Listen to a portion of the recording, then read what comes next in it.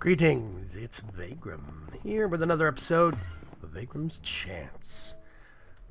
Still working away. I actually put another layer on that dome, but I need to get some stone, some smooth stone up there. I'm thinking about just setting up a smooth stone machine up there and doing it that way. I think that's going to be best bet right now.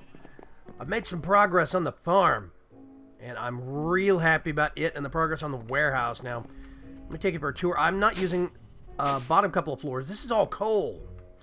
And I'm going to be using coal, a little bit of auto crafting, I think, and we're going to use it for coal power, just to kind of supplement, boost things up a little bit, you know?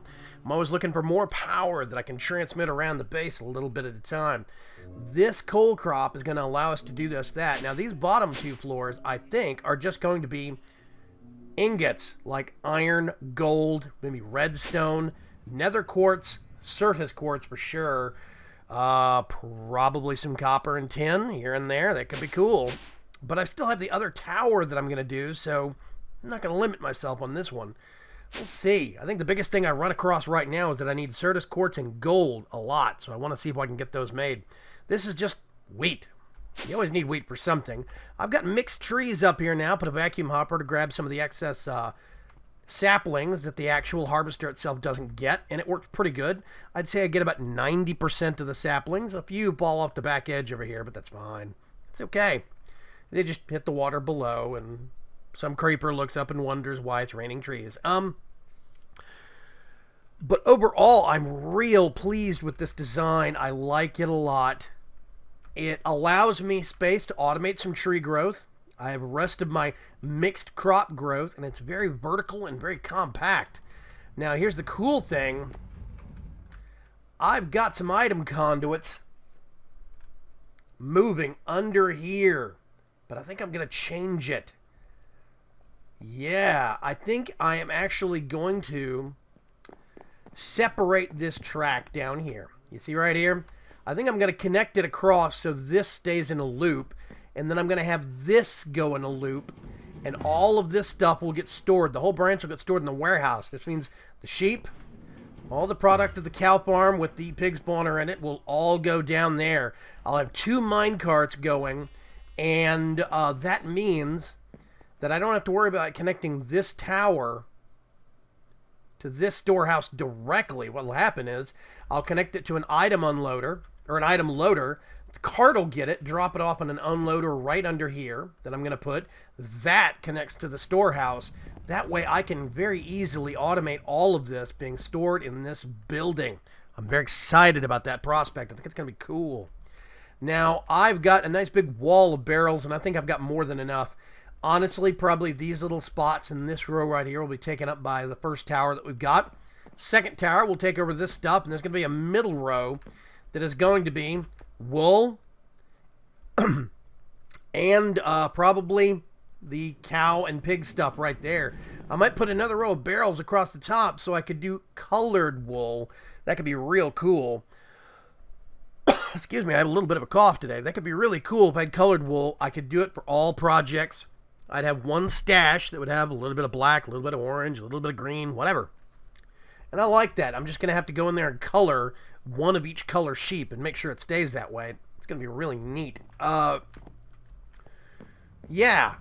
So this is coming along quite nicely. I'm going to show you right now all I have is Enderio. That's it. Item conduits. These are advanced item conduits. I specifically wanted these because of, oh God, stop. There we go. Sticky mode.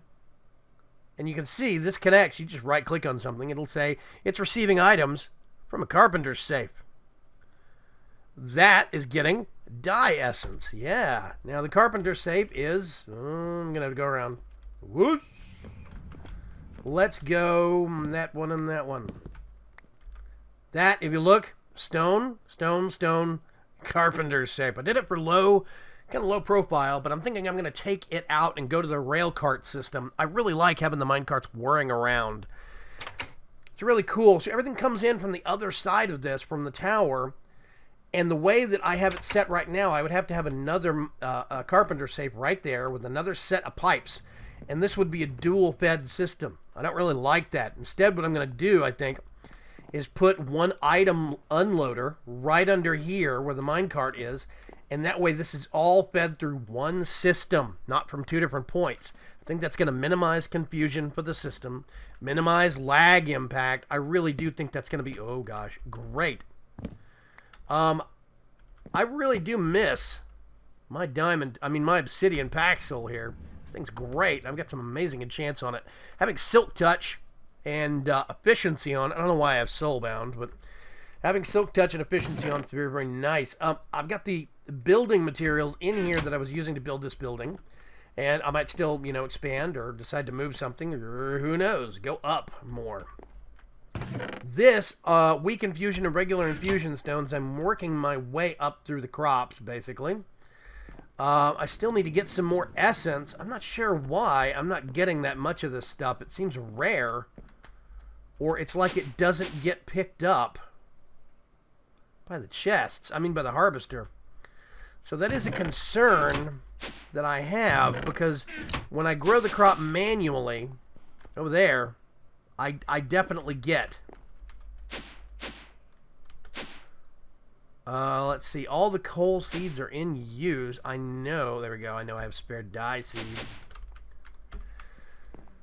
So I know that when I grow this stuff manually over here, I know that it works. Still have a time torch over here. I forgot about this one.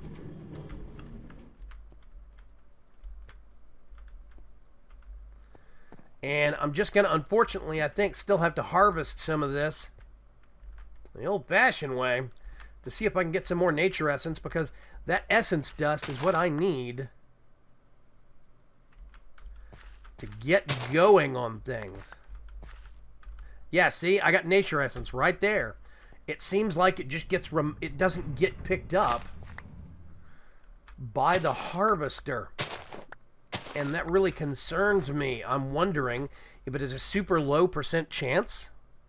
Maybe it's something that I just don't get that often, and I haven't hit that percentage yet.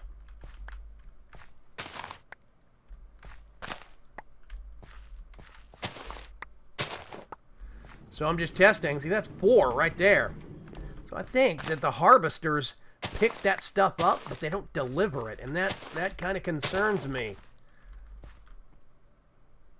See, there's one weak essence right there. I should be getting this stuff, but I'm not. So that does worry me to a certain extent.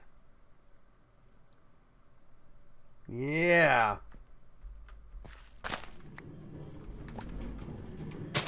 Because everything in the greenhouse is automatically put in the chest above each harvester. And I'll go show you. Those time torches really make stuff like this a lot easier to do on camera. I'll go over here. Let's show you. Whoop. Okay, this one I think should be producing this stuff. Or no. This should produce weak essence, just like the dye crop does. But for some reason, and nature essence, but for some reason they're not. I don't actually know if this produces nature essence, but I know this does.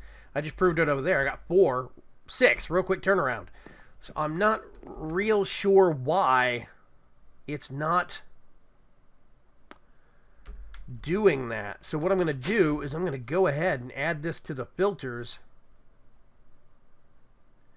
and just see what happens.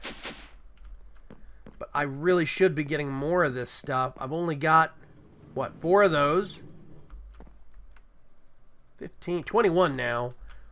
I guess I'm just going to have to monitor this and see. Actually, let's cheat a little more. Let's put it there. This is the fun part. What? You get to see the numbers climb in person. Yep, 58 for coal essence. And the dye crop directly above it's being affected as well, so... I don't know. I'm just going to have to do a little bit of troubleshooting and hope that I am not sacrificing that stuff. If that is the case, I might just have to make some essence seeds and run some of those on one of those plot levels. Maybe with the coal dye, or mix it in with the essence. I mean, the dye seeds. Who knows? See, that's up to 62. I should have gotten at least one of those. One of those by now. At least one of those. So I think there's a bug with MFR, and it just ignores all of this. I don't think MFR actually delivers any of it. If it picks it up, it erases it. That's my theory. I'll let that run, and we can address other concerns. Since I'm on a single-player world here, I really don't have to worry about the abuse of time torches taking up too much of my existence. I did this specifically with the purpose and mindset. I'm going over here. Let's see. First thing I gotta do... Nope. There we go. Put those in there. Now this is gonna be carrots. And this is gonna be a little complicated, specifically because I can't use sticky mode on carrots. It is the actual product. What I've been doing with a lot of these, and what I'll do is turn on insert. Yep, that's what I need. Turn on sticky mode right here. And what that means is this stuff only gets delivered to the planter. That's the good thing for seeds. I don't have to worry about the seeds ending up all over the place or having to store the seeds. If I have a planter full of seeds, I'm okay. That's good. So, now what I have to worry about...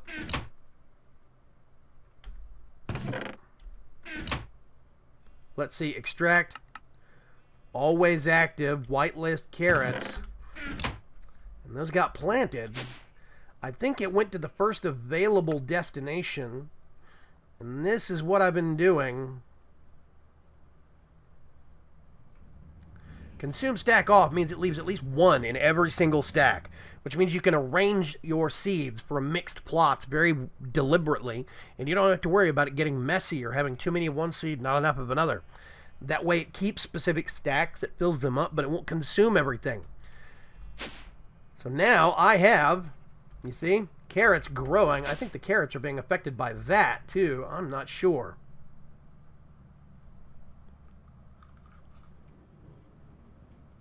Okay, there's some heavy construction equipment going on just outside my window. You'll have to bear with me. Hopefully the noise is not too loud. So, as it stands right now, let's see. I think that is not too messy of a situation. Extract, always active, and then we're going to do...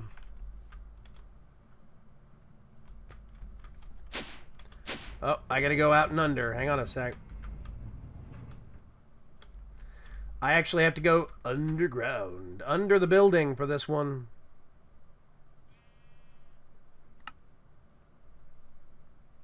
Now I need one of those to make sure that I can do insert power, insert potatoes. Oh, and consume stack off. Good. So now we have potatoes, carrots. We've got coal crops going, dye crops going. This technically means we could make any color dye we want to and turn white wool into any color wool we wanted to, which is, I think, going to be what I might end up doing. The more I think about it, just have a whole bunch of white sheep, and I can just make whatever color I want to with the dye. I think that's going to be a better option, but that means we still have options. There is... And it looks like all of this is working pretty nicely. Now, one thing I do have to check. I'm going to have to get a potato and a carrot. It'll figure it out and replant. I'm going to have to put them, oh gosh, I'm going to put them right here. And they are calibrated. Let's see, potatoes and carrots, there we go. So this is what I've been doing. Basically, I just come up here and I cross connect. Right click with a wrench, connect, and I disable these cross sections because I don't want a big lattice work. I like a straight line. Make sure I put these all to insert.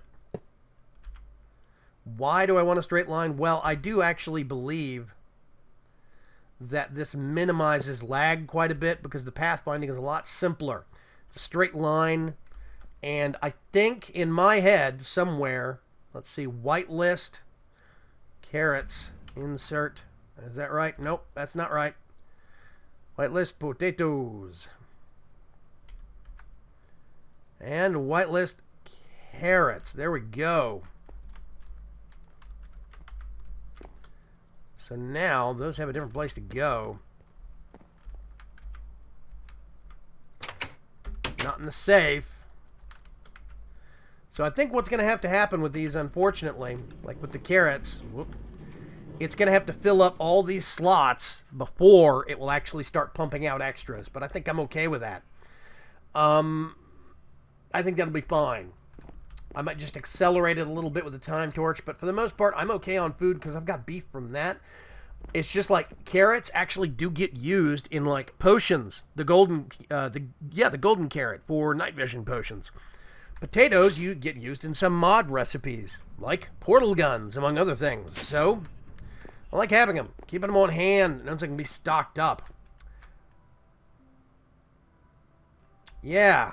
So we're making good progress here, really good progress. I'm going to check in some resources, see how my crops over here are doing. I'll be right back.